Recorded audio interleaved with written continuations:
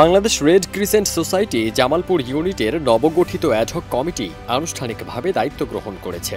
তবে সদ্য গঠিত এই কমিটি নিয়ে পক্ষে বিপক্ষে মিছিল সমাবেশ এবং সংবাদ সম্মেলনও অনুষ্ঠিত হয়েছে।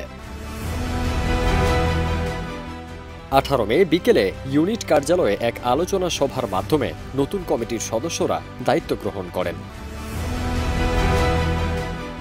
পদাধিকার বলে জেলা প্রশাসক ও জামালপুর ইউনিটের রেড ক্রিসেন্ট সোসাইটির চেয়ারম্যান হাসিনা বেগমের সঙ্গে নবনিযুক্ত কমিটির আলোচনা সভা অনুষ্ঠিত হয়। পরে ইউনিট কার্যালয়ে vice chairman Mahbubur Rahman Jilani, secretary Khairul Islam Leon সহ অন্যান্য সদস্যরা আনুষ্ঠানিকভাবে দায়িত্ব গ্রহণ করেন।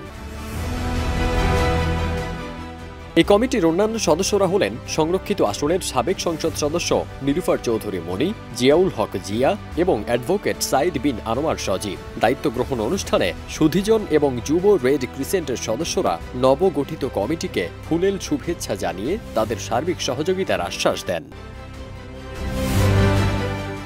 তবে কমিটি গঠনে অনিয়ম, স্বজনপ্রীতি ও দুর্নীতির অভিযোগ এনে বিক্ষোভ মিছিল করেছে জেলা বিএনপি সহ এর অঙ্গ সংগঠন। পাল্টা প্রতিক্রিয়ায় রেড ক্রিসেন্টের সভাপতি মাহবুবুর রহমান জিলানী ও সেক্রেটারি খায়রুল ইসলাম লিওন সংবাদ সম্মেলনে বলেন, রেড ক্রিসেন্ট একটি অরাজনৈতিক সংগঠন। এটি নিয়ে রাজনৈতিক বক্তব্য দুঃখজনক।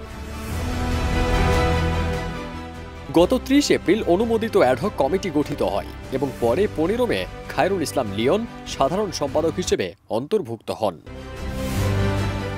ফারদিন সানি, দেশ রূপান্তর।